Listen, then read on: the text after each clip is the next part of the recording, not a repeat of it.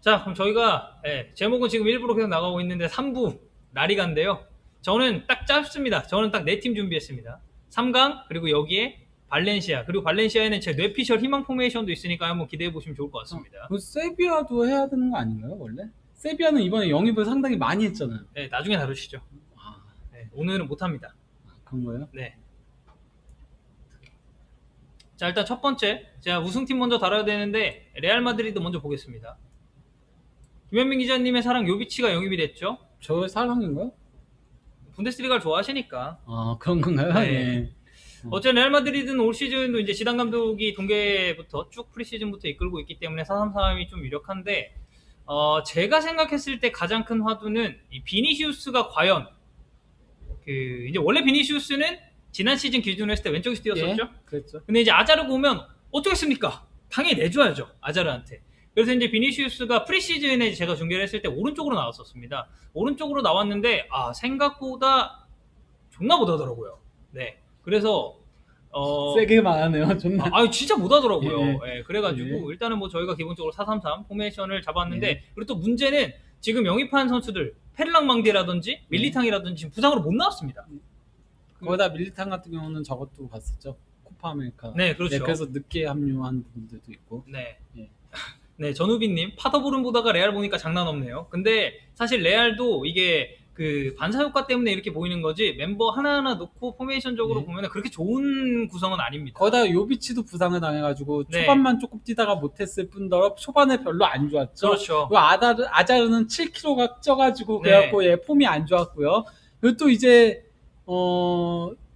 화두라고 하면은 레알 마드리드 같은 경우는 미드필더 한 자리잖아요. 그렇죠. 예, 지금 그걸 계속 영입을 하려고 그러는데 포그바를 영입을 하려고 하는데 포그바 영입이 안 되고 있고. 그리고 아센시오는 시즌 아웃이 됐습니다. 예. 프리시즌에 이제 부상을 당했고. 그것 때문에 베일이 강제 잔류할 그렇죠. 거라는 예, 얘기도 이제 있고요. 그 얘기를 제가 하려고 했는데, 원래는 이제 베일이 지난 시즌 마지막에 지단 감독이 교체 카드 4장 있어도 베일 안 쓸 거라고 얘기를 하면 사실상 나가라라는 이제 뉘앙스로 얘기를 했었죠. 근데 아센시오가 부상을 당했습니다. 그렇기 때문에 공격진에 공백이 생겼는데 이걸 이제 누구로 메울 거냐, 영입을 할 거냐, 어떻게 할 거냐. 그렇기 때문에 지금 베일이 반강제로 남게 됐다는 좀 그런 느낌이 있습니다. 근데 주전이 벤제마가 아니네요. 제가 좀 요비치에게 생각보다 기대하는 부분이 많아서. 아유, 벤제마죠. 네, 근데 이제 저희가 방송에서도 한번 언급을 좀 드렸듯이 요비치가 원톱으로 나왔을 때보다는 투톱이 훨씬 나았었죠. 예. 네, 그 부분은 조금 이제 못 보신 분들도 있으니까 짤막하게 한번 설명해 주시죠. 그러니까 요비치 같은 경우는 일단 뭐 원톱에서 검증된 부분이 조금 부족하거든요. 뭐 그리고 그러니까 거기다 알레가 거기가 부상이었을 때 원톱으로 나왔었을 때 물론 그 첼시하고의 유로파리그에서 골을 넣긴 했지만은 분데스리가에서 골을 못 넣었었고. 네. 요비치가 거기가 분데스리가 마지막 6경기가 골이 없었거든요. 네, 6경기 맞습니다. 예. 그 기간 동안 골이 없었던 게, 그러니까 원톱을 소화하면서 골이 없었던 부분들도 있고, 그래서 프랑크푸르트가 막판에 주저앉았잖아요. 네, 그렇죠. 그래서 막판에 챔피언스리그 경쟁에서 밀려나면서 유로파리그 그것도 플레이오프로 간신히 가게 됐는데, 네. 예, 좀 그런 문제들이 좀 있다 보니까 요비치는 원톱에서는 아직 얘가 볼을 키핑하고 이런 능력들을 보여준 적이 없어가지고, 얘는 기회를 포착해서 골을 넣는 포처형의 공격수인 거지, 말 그대로. 네. 예, 그래서 원톱은 아무래도 키핑이나 이런 것들이 중요하다 보니까. 네, 그러니까 여기 그렇습니다. PTSF9123님이 말씀해주신 요비치는 등단 경기해주는 애 없으면 반쪽 아님? 이게 사실 저는 어느 정도 좀 일리도 있다고 생각을 네, 합니다. 현재로서는 그렇다고 봐야죠. 예. 프리시즌에 봤을 때는 저는 개인적으로 나바스가 레알에서는 제일 잘하더라고요. 예. 근데도 불구하고 레알 마드리드가 실점을 엄청나게 네, 했습니다. 그렇죠. 그러니까 프리시즌에. 수비진이 그만큼 지금 안 좋다는 얘기예요. 그리고 이렇게 프리시즌에 한번 나온 바가 있습니다. 4-4-2로 나왔었는데, 저는 여기서 개인적으로 공격진 주목해보시면 서브 마리안도 디아스 있습니다. 얼만큼 지금 이 뎁스가 낮아져 있는지를 좀 잘 볼 수 있는. 일단 저 경기라고 할수 상태면 있겠죠. 중원 밸런스 똥망 예상합니다. 네. 그리고 이제 레알 마드리드의 또 문제가 그건 거죠. 뭐냐면은 나가야 되는 선수들이 안 나가고 네. 있는 거. MD7도 대표적. MD7이요? MD요. 아, MD. 네. 네. MD7도 제발 좀 나가달라 노래를 네. 하는데 선수가 나는 남겠다 하면서 네. 남으니까 아자르가 50번 달고 뛰고 있고. 그렇죠. 예, 등번호. 발착륙 50일 기념, 50주년 기념. 일 기념으로 야자를 50번을 진짜인가요? 달았는데, 근데 아스에서는 기사가 그렇게 났어요. 네. 그래서 아자르가 왜? 네. 어쨌든 뭐 레알 마드리드는 사실 올 시즌 이제 뭐 라리가 왕좌를 다시 탈환한다고는 하는데 저는 전망은 썩 그렇게 좋지 않다고 봅니다. 오히려 이제 뒤쪽에 한번 짚고 넘어갈 아틀레티코 쪽이 좀 더 가능성이 있지 않나. 저는 근데 어쨌건 중앙 미드필더만 보강을 근데 지금 또 이제 에릭센 얘기 나오고 있고 그렇죠. 하는데 에릭센도 꾸준히 지금 링크가 네, 있죠. 저는 근데 에릭센은 안 된다라고 생각을 하고 왜냐면은 뭔가 저 433 높은 좀 띄워 보시죠. 어쨌건 저게 메인이 되니까. 결국 중요한 건 모드리치 자리인 거잖아요. 네. 모드리치 자리에 그가 포그바를 넣고 싶어 하는 건데 포그바가 안 되고 있는 거잖아요. 그렇죠. 포그바가 안 되고 있다 보니까 이제 뭐 반더베이크 얘기도 나오고 있고 그리고 이제 에릭센 얘기가 최근 그가 오늘은 에릭센이 되게 화두가 되고 있더라고요. 네. 하지만은 에릭센이 오면은 그만 에릭센하고 크로스는 너무 스타일적으로 저는 겹친다라고 생각을 하거든요. 킥 기반에다가 네. 패스 기반이기 때문에 그 전진하는 능력은 좀 떨어지는. 그렇죠. 네. 근데 이게 핵심입니다. 이게 레알 핵심이에요. 마드리드는 지금 모드리치의 자리는 전진하는 능력이 되게 중요한 거거든요. 네. 근데 모드리치가 지난 시즌에 결국은 그 하향세를 뛰기 시작하면서 거기서의 문제들이 발생한 건데 에릭센이 오는 거는 이건 스타일만 중첩되고 별로 안 좋다라고 개인적으로 생각을 해요. 그러니까 플러스 알파가 되는 영입이 아니라 그냥 그 자리에 그대로 머무른 영입이 될 수가 있다는 얘기죠. 차라리 크로스를 보내고 에릭센 영입하는 건 모르겠는데 네. 차라리 영입한다면은 포그바가 안 된다면은 반더베이크를 영입하는 게 낫지 않나. 물론 반더베이크도 막 기술적인 완성도가 높은 선수나 뭐 이런 건 아니지만은 이 선수는 힘이 좋아가지고 힘으로 끌고 올라갈 수 있는 거잖아요. 네. 예, 뭐 그렇게 생각을 합니다 개인적으로. 그렇습니다. 자, 바르셀로나 보겠습니다. 자, 일단 네트 골키퍼가 새롭게 합류를 했죠. 실러선이랑 네. 뭐, 이 트레이드가 됐습니다. 그럼 뭐 그렇게 의미는 없는 거고요. 네, 그리고 왼쪽에 피르포가 왔습니다. 예. 네, 과거 메시에게 쌍욕을 했었던 예. 둘이 얼굴 어떻게 볼지 개인적으로 좀 궁금하긴 한데 사과했다라고. 사과는 했죠 당연히. 예. 그 사과 안 하면 사람 새끼입니다 사주에. 예. 예, 뭐, 아우. 뭐 죽었으면 좋겠다고 얘기를 했었는데 아 무섭다. 예. 예, 원래 이렇게 방송하더였나? 제가 원래 이제 이런 스타일인데 독서 축구에서 굉장히 누르고 있습니다 제가. 예. 자, 주니오르 피르포가 왔고요. 그리고 중앙 수비진은 뭐 여전히 피켈 앙글레가 좀 건재한 상황이고 여기 이제 저는 지난 시즌 토디브를 굉장히 욕해봤습니다. 예. 저는 웅티티가 인저리 프로는 좀 심각하잖아요. 예. 토디보가 조금 더 기량 성장 있으면 저는 3옵션 센터백까지도 개인적으로 좀 노려볼 만하다고 생각을 하기 때문에. 근데 황덕현 해설위원은 위치를 거꾸로 해놨네요 센터백을.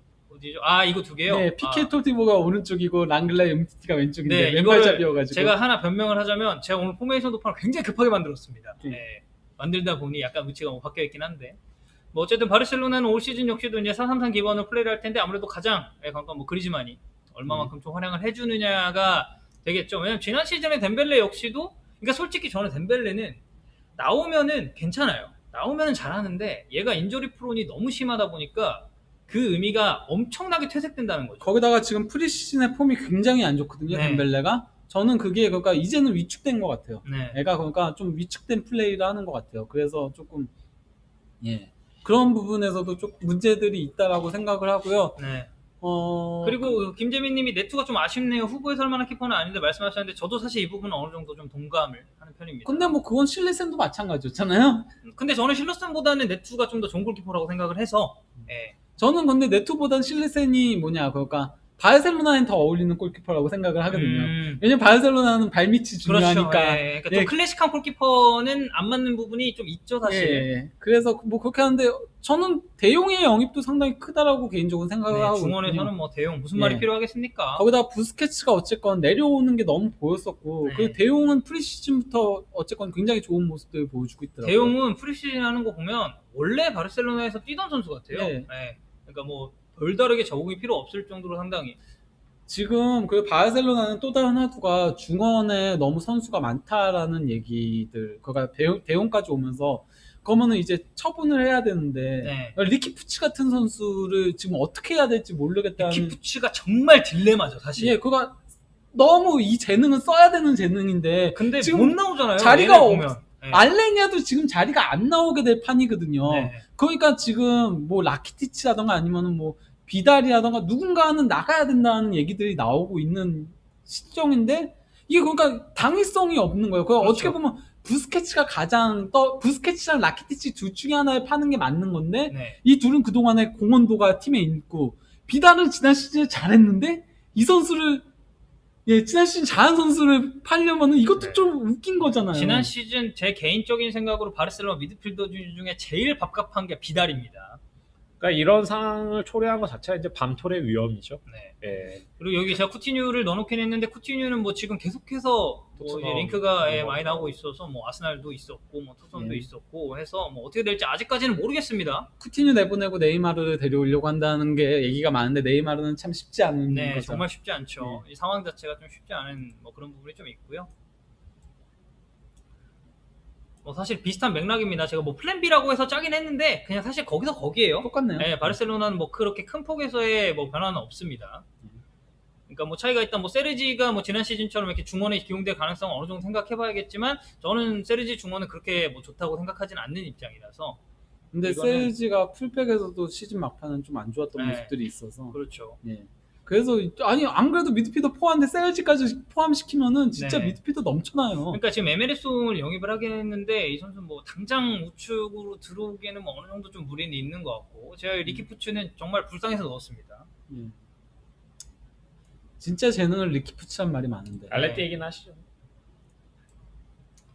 아틀레티코 마드리드는 정말 큰 폭에서 선수가 변했죠. 일단은 프리시즌에서는 계속해서 사사히 고수하면서 나왔습니다. 아무래도 뭐 오블락 골키퍼는 뭐 당연히 최후방 지킬 거고요. 왼쪽에 레난 로디 선수 영입했고요. 중앙에 뭐 에르모스, 저는 에르모스 정말 좋은 영입이라고 생각합니다. 그리고 호세 히메네스 그리고 오른쪽에는 또 굉장히 트리피어. 국내 팬들에게 유명한 선수죠. 피어런 트리피어 영입을 했고요. 그리고 필리페도 영입했잖아요. 네, 필리페도 포르투에서 데려왔죠. 그리고 이제 사실 지난 시즌 아틀레티코 마드리드의 최대 딜레마는 또 르마 아니었겠습니까? 네. 네, 르마 선수를 비롯해서 뭐 사울 니게스 코케 그리고 이제 마르코스 요렌테가 레알 마드리드에서 합류를 하게 됐습니다. 그리고 최고의 와두죠, 주앙 펠릭스. 저희가 사실 주앙 펠릭스에 관련해서는 독톡축구 영상도 이제 올려드렸으니까 이제 그거 한번 참고해 보시면 이 선수가 어떤 선수고 장단점은 좀 어떻게 구성이 되어 있는지 좀 잘 아실 수 있을 것 같습니다. 그리고 이제 제가 펠릭스를 이쪽에 배치를 한 건 프리시즌에 펠릭스가 이렇게 나왔었어요. 예. 근데 이제 중앙 지역으로 움직임을 좀 많이 가져가긴 했습니다만 뭐 어찌됐건 기본 포지션 자체는 이제 측면으로 나왔었고요. 최전방에는 모라타와 코스타. 근데 이제 뭐 앙헬 코레아가 사실 측면도 되고 최전방도 되고 해가지고 어디에 넣을까 좀 고민하다가 이제 비톨로가 있어서 코레아는 근데- 일단 최전방으로 뺐고요. 코리아는 지금 이적 얘기가 계속 나오고 있죠. 그렇죠. 예, 예. AC 밀란 이적 얘기도 계속 나오고 있고 뭐 코리아는 이적을 원한다라고 얘기들이 나오고 있고 뭐 그렇죠. 네, 그렇습니다. 그리고 이제 사포니치 선수도 있는데 제가 이 선수가 어떤 선수인지 잘 몰라가지고 영상을 엄청 찾아봤는데 딱 플레이 스타일 하나더라고요. 등딱. 네. 딱 신장 이용해서 버텨서 이제 등딱으로 버텨주는 유형의 선수고요. 아틀레티코는 사사이 기반으로 나올 가능성이 높습니다. 근데 이제 제가 지난 시즌에 시메오네가 계속 실험했던 게 변형 3백이거든요. 예. 아리아스 때문에 더더욱 그렇게 썼던 게 있는데 이제 또 트리피어도 고려를 하면은 이게 은근 재미를 볼 수도 있는 포메이션이긴 하죠. 그렇죠. 레알 마드리드전에서도 이 변형 3백 기반으로 해서 사사이랑 이 3백을 어느 정도 왔다 갔다 했었습니다. 지난 시즌은 아리아스가 굉장히 전진하고 이 레난 로지 자리에 이제 필리페 루이스가 있었죠. 예. 이제 올 시즌 이 레알 마드리드전 생각해봤을 때는 트리피어를 상당히 전진시켜서 쓰는 걸 할 수가 있었고요. 이제 한 선수 빼먹었었는데 엑토르 에레라 데려왔습니다. 중앙 미드필더. 예. 그리고 뭐 이렇게 된다면 사실 뭐 펠릭스가 또 이 2선 위치에서 또 굉장히 잘할 수 있는 선수이기 때문에 이 2선, 그러니까 바로 이 공격진의 뒷선 자리에서도 좀 좋은 활약을 보여줄 수 있지 않을까 생각을 합니다. 그 프리시즌 아틀레티코 마드리드 경기 좀 보신 분들은 알겠지만 펠릭스가 뭐 본인이 마무리하는 능력도 좋았지만 이 찬스 메이킹에도 굉장히 예. 또 뛰어난 모습을 보였었거든요. 거기서 도리어 어떻게 보면 가장 좋은 모습들을 보여줬죠. 네, 그래서 이제 펠릭스도 뭐 인터뷰에서 뭐 그런 식으로 얘기를 했고요. 나는 그러니까 그 코스타한테 많은 기회들을 제공을 해주고 싶다라는 식의 얘기들을 했죠. 네, 예, 근데 저도 이게 가장 어떻게 보면 매력적인 포메이션이 선수 구성을 봤을 때는 이게 가장 매력적인 포메이션이 아닐까라고 개인적으로 생각을 하고 있습니다. 네. 저도 이 지난 시즌에 아마 제가 그 변형 3백 처음 쓴 경기를 하고 나서 저희가 독서 축구에서 한번 얘기를 했었어요. 그게 그러니까 저희가 녹화를 했는데요. 옵사이드 그때- 녹화였죠. 옵사이드 녹화? 아니요. 아, 저희 녹화였나요? 저희 녹화도 네. 했는데요. 이게 저희가 녹화를 했는데 그때는 편집하는 사람도 없고 해가지고 너무 늦어져가지고 그냥 잘라버렸어요. 없앴습니다. 예. 네. 아니, 제 아직 폴더에는 있어요. 네. 외장영화도에는 있는데. 그러니까 올라가지는 않은 예. 방송이었어요. 그리고 이제 저희가 옵사이드에서도 이 아틀레티코 마드리드의 변형 3백에 대해서 이제 소영주 의원님 껴서 예, 이제 셋이 예. 한번 토론했었죠. 그랬죠. 예. 이제 그때 당시는 저희는 이제 이게 변형 3백이다. 예. 근데 소영주 의원님 아니다. 이건 예. 포백이다라고 예. 이제 해서 약간의 의견 대립이 있긴 했습니다만 어쨌든 아틀레티코 마드리드는 지난 시즌과 마찬가지로 올 시즌 역시도 이런 식으로 병역 3백을 좀 병행하지 않을까. 그리고 멤버 구성은 지금 하나하나 보시면 알겠지만 수비진이 뭐 일단은 굉장히 많이 바뀌었고 중원 역시 마찬가지고. 그리고 아까 플랜 A랑 봤을 때 시스템적으로도 충분히 나타날 수 있는 네. 그런 형태죠. 그렇습니다. 그러니까 뭐 펠릭스 자체가 측면에 있어도 중앙으로 계속해서 움직임 가져가는 어차피 유형이기 중앙으로 때문에 가기 때문에 사실상 그러면 실질적인 움직임은 사사이더라도 이렇게 가게 될 거예요. 네, 이렇게 갈 가능성이 네. 가장 높습니다. 올 시즌 우승해야죠. 네. 네. 자, 그리고 마성의 발렌시아 이강인 넣으셨겠죠? 안 넣었습니다. 아, 플랜 B에 있습니다. 제 뇌피셜 포메이션에 있습니다. 플랜 A 없다는 것은 이 시국에 이 시국에 네, 발렌시아는 아무래도 가장 크게 눈에 띄는 영입은 막시 고메스죠. 네. 네, 최전방에 이제 막시 고메스가 얼마만큼 제공권이나 뭐 이런 힘적인 측면에서 좀 영향을 발휘해 줄 수 있느냐가 중요한데 지난 시즌 초반에 발렌시아가 무 엄청 캤잖아요. 네. 그때 당시 이제 저희가 방송에서도 물론 다루긴 했습니다만 가장 이 마르셀리노 감독의 고민이었던 부분이 스트라이커 조합이거든요. 가메이로 바추아이, 뭐 로드리고 바추아이, 네. 뭐 미나, 산티미나도 그때는 네. 있었으니까 다 실패했습니다. 근데 이제 그때 당시 위안거리로 삼을 수 있는 것은 지진 않았다. 결국 이 지지 않은 힘이 이 후반기 챔피언스리그 진출하는데 어느 정도 도움이 됐다고 보긴 하는데 저는 사실 마르셀리노 감독이 좀 바꿨으면 좋겠어요. 바꿨으면 좋겠는데 안 바꿀 겁니다. 이렇게 사사히 그대로 나올 겁니다. 자, 그리고 이건 제 뇌피셜인데요. 이렇게 한번 써보면 어떨까? 라는 생각이 좀 드는데 제가 여기는 이제 이강인을 서브로 넣었죠. 네. 네, 로드리고 이선을 내려가고 이제 막시고메스가 사실 저는 이렇게 앞에서 버텨주면서 이선 자원들한테 공간을 좀 열어주면 훨씬 더 좋은 경기를 할 수 있을 거라고 생각을 하는데 뭐 사실 지난 시즌에 발렌시아가 3백 딱 2번 썼습니다. 리그에서 한 번 썼고 네. 그 유로파 리그 그리고 아스날전에서 재미를 못 봤죠. 네, 아예 못 봤죠. 그래서 이게 재미를 봤어야 됐는데 재미를 못 보니까 좀 어떻게 보면 마르셀리노 감독의 그 고집을 조금 더 견고하게 만들어준 게 아닌가라는 그런 생각이 좀 듭니다. 근데 저는 저 포메이션의 그가 4-2-3-1의 로드리고 중앙 공격형 미드필더에는 조금 회의적입니다. 네, 왜냐면 로드리고가 중앙 공격형 미드필더 물론 처진 공격수겠지만은 거기서 과연 제대로 된 모습을 보여줄 수 있을까요? 그 로드리고는 어쨌건 최전방 아니면 측면에 주로 섰었기 때문에 그렇죠. 예. 그래서 보니까 울버햄튼 썰 나오던데요. 로드리고요. 네. 근데 뭐, 썰. 근데 아직 울버햄튼은 쿠트론에 영입해가지고 와, 근데 루머는 나오더라고. 갔으면 좋겠습니다. 뭐 아직은 네, 뭐 계속 이 시국에 네. 네. 이적 시장이 안 끝났기 때문에 그리고 뭐 이제 사실 만약 여기 이제 이강인 선수가 들어오게 된다면 이제 공미로를 수행하겠지만 이강인 선수는 뭐 아무래도 발렌시아에서의 미래는 조금씩 옅어지고 있는 상황이라서 발렌시아가 뭐 제가 이렇게 포메이션을 짜보긴 했습니다만 이건 거의 현실 가능성 없다고 보시면 되겠고요. 어쨌건 보수적인 사람들이 사사이를 좋아해요. 왜냐면 사사이가 딱 쉽거든요. 이게 네. 뭐 배치하고 짜고 네. 뭐 이러기가 그리고 제가 전에 사사이에 대해서 한번 얘기를 한 적이 있지 않습니까? 그 뭐라고 얘기를 하셨죠? 공간적으로 딱 배분이 정확하게 되기 때문에 네. 그래서 그니까 그리고 또 이제 라인 간격 선 1선, 2선, 3선 이 간격도 그니까 상황에 따라서 좁혔다가 넓혔다가 이것도 용이하고 네. 예, 가장 그니까 수리적으로 딱딱 맡을 지역들이 구분이 되어 있기 때문에 이게 그래서 되게 그니까 제가 이 전술적으로 쉽거든요. 마르셀리노 선수들이 감독의 따라하기 쉽고. 4-4-2에 대한 고집을 결정적으로 느꼈던 때가 언제냐면 비아레알 시절에 어떤 경기였는지는 기억이 안 나는데 선수가 퇴장을 당했어요. 선수가 퇴장당하면은 보통 좀 미들 쪽을 좀 강조하잖아요. 근데 그냥 투톱 냅두고 4-3-2. 네 그렇게 가더라고요. 네. 제 기억에 네. 발렌시아 때도 한번 그런 적 있어요. 일반적으로는 4-4-1로 갈 텐데 4-4-1이죠. 그쵸, 그렇죠. 그쵸. 4-4-1이죠. 네. 그때 아마 바카랑 누구였지? 그렇게 투톱이었는데 그렇게 남기는 거 보고 야 얘는 4-4-2 홀릭이구나. 네. 그리고 이게 사실 뭐 저기 데밍 러브 밥버거님이 말씀을 좀 해주고 계시기도 합니다만 이 마르셀리노 감독이 그리고 4-4-1을 통해서 성공을 거뒀죠. 그렇기 네. 때문에 더 포기하지 못하는 그런 면도 확실히 좀 있습니다. 자, 라리가 졸라 빨리 끝났죠? 네. 네. 네.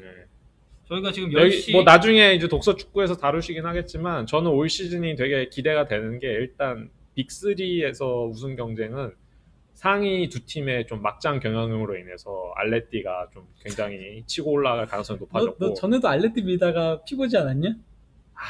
근데 지난 시즌에도 알레티 밀고 제가 그러다가 지난 시즌에 알레티를 밀었었죠. 저도 엄청 밀었거든요. 네. 지난 시즌은 진짜 해볼 만한 시즌 네. 생각을 했는데 뭐 어쩌겠어요. 제 잘못은 아니죠. 예. 그리고 이제 발렌시아는 뭐 일단은 지금 챔스존은 유지한 그 현 상태를 유지하게 됐잖아요. 거기에 이제 세비야도 지금 다시 치고 올라올 예정이고. 세비야 같은 경우가 굉장히 변화가 네. 많죠. 알레티보다 멤버가 더 바뀌었죠. 예. 거의 팀을 통째로 드러냈다고 해도 네. 과언이 아닐 정도입니다. 유럽 모델리그에서 선수 영입을 가장 많이 한 구단이 우니온 베르린이고요. 네. 근데 원래 그가 승격팀들은 그렇잖아요. 그렇죠. 승격팀들은 거의 팀을 갈아엎잖아요. 우니온 베르린이 14명인가 영입해가지고 가장 많고요. 네. 예. 그러고 이제 조금 그러니까 상위권 중에서 가장 많이 바뀐 팀이 가장 많이 영입한 팀이 바로 세비야. 네. 예, 몬치가 오자마자 그냥 갈아엎었습니다. 예. 그냥 한이 쌓였다는 듯이 로마에서의 치욕이 쌓였다는 듯이. 빌바오는 진짜 생존왕. 그렇죠. 빌바오는 역사상 한 번도 강등당한 적이 없습니다. 제가 빌바오 관련해서 썰을 풀자면 저희가 만난 사람 중에 이제 그 아틀레틱 클럽의 그 유소년들의 이제 교육적인 부분이나 멘탈적인 부분을 케어해주는 그런 할아버지가 계셨어요. 네. 이제 교수 생활 하시다가 하신 분인데 그냥 냅두세요. 예. 하신 분인데 이분은 이제 축구는 그냥 그렇게 크게 팬은 아닌데 이 아틀레틱 클럽이라는 조직에 대해 엄청난 자부심을 가지고 계시더라고요. 그러면서 얘기 나온 게 당연히 그 순혈주의에 대해서 이야기하게 되는데 네. 그 시작점에 대해서 이제 그분이 얘기하시는 이제 계기는 뭐냐면 원래 그 썬더랜드 쪽에 있던 잉글랜드 애들이 와서 만든 클럽이잖아요. 그래서 똑같잖아요. 당시에는 이제 오히려 바스크 쪽 사람들이 니네 영국 따까리 클럽이라고 그러니까 개빡쳐가지고 이제부터 바스크 출신으로만 한다. 그냥 약간 술집에서 나올 법한 그런 그렇죠. 남자들의 허세로 시작된 거라고. FM에서나 나올 법한. 네. 그러니까 보통 이제 그 일화를 접하게 되면 저도 그냥 이제 그래 뭔가 드라마틱한 부국의 결단이 있었겠지 싶었는데 그게 아니었던 거예요. 그냥 술집에서. 개빡치네 이러면서. 여기서 만났을 때 이제 거기 수석 스카우터가 치프 스카우터가 이제 직전에는 이제 지금 빌바오 아틀레틱 클럽을 이끌고 있는 뭐 이냐키라던가 뭐 수사에타 뭐 아두리츠 뭐 이 라인들 있잖아요. 그 사람들을 이제 배출해낸 그 분이에요. 그게 이제 한국에서도 시흥 팀에 있었던 끼케 리네로라고. 시흥 그 감독하셨던. 네네. 이제 그분이 이제 저희랑 좀 인연이 있어서 좀 많이 도와주셨는데 사진도 찍었습니다. 이냐키랑. 네. 그래요? 네. 아두리치랑도 사진 찍고. 네. 좋았습니다. 근데 아두리치가 굉장히 노곤해 보이더라고요. 이제는 맛이 많이 갔죠. 그렇죠. 네. 힘들어. 이 표정이 사진 찍어준 것도 힘들어. 노망주로 오랜 기간 동안 버텨왔는데 이제는 바스크의 이동국. 그래도 이제 아틀레틱 클럽이 과거에 비해서는 많이 유해졌죠. 네. 완전히 폐쇄적인 정책을 구사하다가 조금씩. 근데 원래 그거는 원래부터 그거는 했었고 맨 처음엔 바스크에서만 이제 바스크 태생만 그렇게 혈통만 했다가 그 다음에 이제 바스크에서 태어난 선수들도 하게 된 게 그게 이제 이냐키 윌리엄스입니다. 이냐키 같은 경우는 유스 팀인 거고요. 그러니까 바스크 태생이잖아요. 이냐키. 태생 아닐걸요, 이냐키는? 그런가요? 예. 근데 어쨌건 바스크에서 태어나기만 해도 그리고 태어나서 다른 곳에 살아도 그게 되는 것도 있습니다. 그래서 원래 그 카시아스 어머니가 이제 그 바스크에서 카시아스를 낳았다. 그 바스크에서 한동안 그 요양 같은 걸 했었다고 하더라고요. 그때 뭘 사러 갔었는데 거기 그 할아버지가 그 아들일 거다라고 하면서 여기서 낳으라고. 여기서 나오면은 빌바오에서도 뛸 수 있다고 딱 그런 식으로 했다고 하는데 약간 좀 그런 것도 있어가지고 카시아스는 보면은 그가 빌바오 바스크랑도 좀 친한 그런 것도 있었고 물론 그가 거기서 태어나진 않았지만요. 이냐키 바스크 태생이네요. 그렇군요. 예, 저는 이냐키 그 유스팀만 저거 하는 건 줄 알았습니다. 유스팀도 그거 되니까요. 거의 바스크 태생이 아니고 바스크 혈통이 아니어도 그러니까 뭐 예를 들어서 프랑스에서 태어났는데 바스크 지역 유스 팀에 그러니까 빌바오 말고 그냥 뭐 에이바르라든지 뭐지 알라베스나 이런 바스크 지역의 유스 팀에 소속이 돼 있었으면 나중에라도 빌바오로 돌아와서 뛸 수가 있어요. 그래서 지금 걔 이름 기억 안 나는데 케난이라는 선수도 제가 알기로 루마니아인가 보스니아인가 그쪽 국적인데 바스크 지금 1군 팀에 등록이 돼 있고 그리고 빌바오 가는 선수들은 바스커 조금 공부해 가나요? 조금이 아니라 원어민으로 구사를 해야 됩니다. 한번 여행 가신 거 추천드려요. 그 산마메스가 바로 보이는 괜찮은 게스트하우스가 있습니다. 예.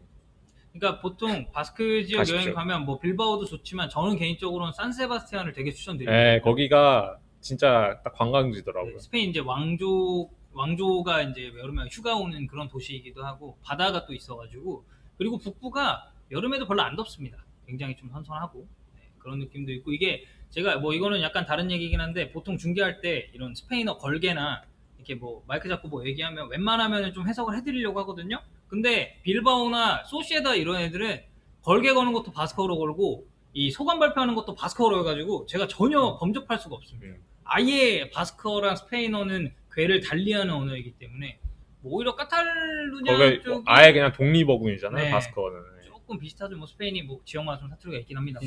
아무튼 전 그래서 올 시즌 라리가가 굉장히 흥미로운 구도가 될 것이라고 생각합니다. 그래서 저는 이제 언젠가 독서 축구에서 다루실 세비야를 좀 올 시즌 밀고 싶습니다.